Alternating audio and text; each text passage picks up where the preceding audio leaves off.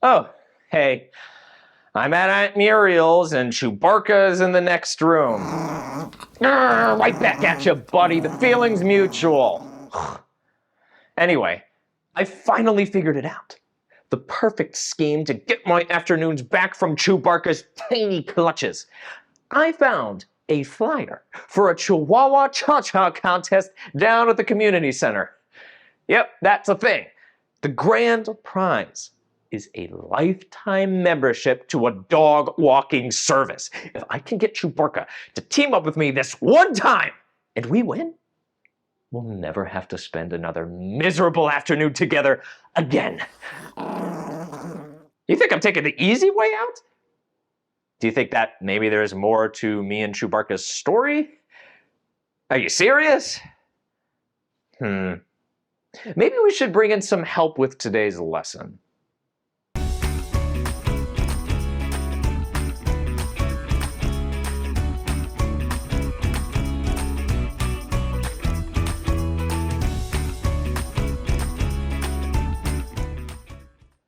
Today, we'll be learning how to identify an author's main idea. By the end of the lesson, you'll be able to define main idea, discuss why it's important, and analyze texts to identify and explain their main ideas. First, let's discuss what the main idea actually is. Do you have your PDF ready to take notes? Awesome! A main idea is the author's central message about a topic. The main idea in fiction is what the story is mostly about. It's the central message that comes from the plot and characters, often what they learn and experience. The main idea in nonfiction is the central point or argument that the author wants the reader to take away from the text. Finding the main idea is important because it can help you learn a valuable lesson or better understand the author's perspective. Wait a minute. Reading. Fiction. Non-fiction. That sounds familiar. Do you think our previous close reading lessons have anything to do with finding the main idea? Oh my Chewbacca, we're not supposed to use our close reading skills separately. We have to put them together. They must connect to help us find the main idea. Let's give this a spin.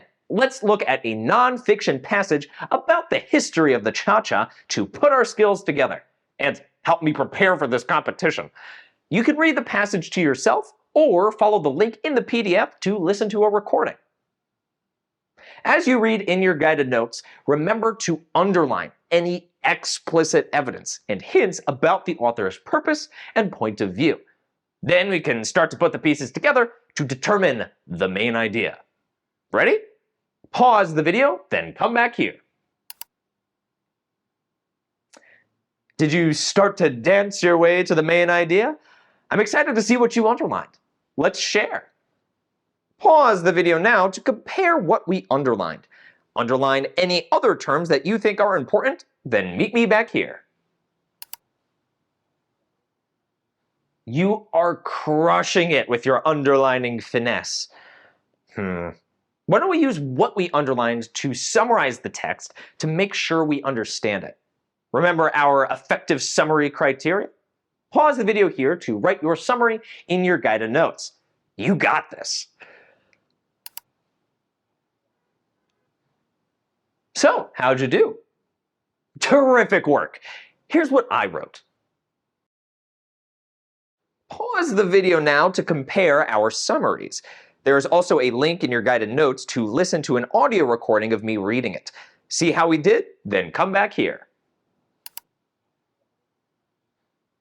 All right, which other close reading skills could we use? I know, let's try to find something the author is hinting at. We can make an inference and cite evidence to support it. Do you remember the formula for making inferences?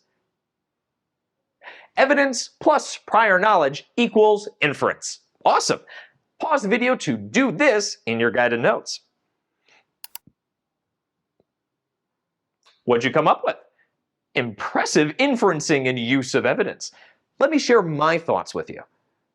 I found this piece of evidence in the text. The cha-cha has gone through many changes over the years. As it became more popular, dancers began to incorporate faster, more dynamic steps. What do you think we can infer from that piece of evidence? I think that dance styles can change over time to reflect the changing tastes of people, like fashion trends. Do you see how we're getting deeper into understanding the main idea by using all of our close reading skills? It's starting to come together. What can we explore that adds signature flair to the text? I know. How about the author's purpose and point of view? Remember, the author tries to persuade, inform, or entertain. They could do this through a first, second, or third person point of view. Pause the video to record what you think the author's purpose and point of view are in your guided notes. How'd it go? I'm thinking that the author's purpose is to inform readers about the cha-cha and persuade them to try it. The author starts by giving facts in the third person point of view, like where it came from and how it's danced. Then they switch to second person to talk to the reader directly, trying to convince you to give the cha-cha a try. Look at that! We managed to use all of our close reading skills. Now we're ready to connect what we've analyzed to find the main idea. We're going to look for big ideas and patterns that we've gathered from our summary, evidence, inferences, author's purpose, and point of view. We know from our summary that the cha-cha is a Cuban dance that has developed over time. Inferencing and evidence helped us figure out that it changed because people's tastes change over time. The author's purpose and point of view show us that the author wants to inform us about the history of the cha-cha and also persuade us to try it ourselves. Using what we've analyzed, try to write 1 or 2 sentences that explain the author's main idea.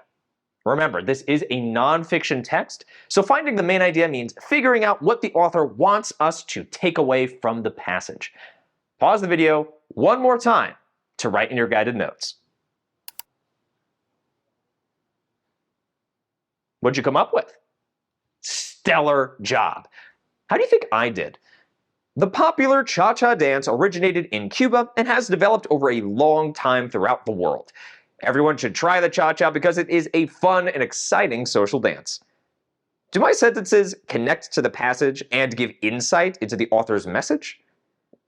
I think so. We definitely got to the main idea of the passage. I'm so impressed that our close reading skills helped us figure it out. We did some great work today. Now I feel completely ready to tackle this dance routine. I just have to get Chewbacca on board. How do you reason with such a little menace?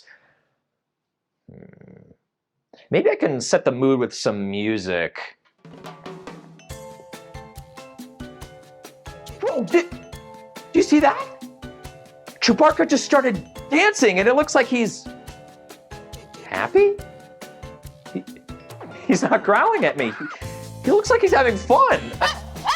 I guess music really can tame the wild beast.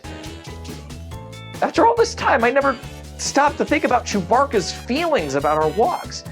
This pup isn't a little menace after all. He didn't need a walk. He just needed a dance. I think I just realized something important. I started out really not liking Chewbacca, but over time I kind of got attached to him.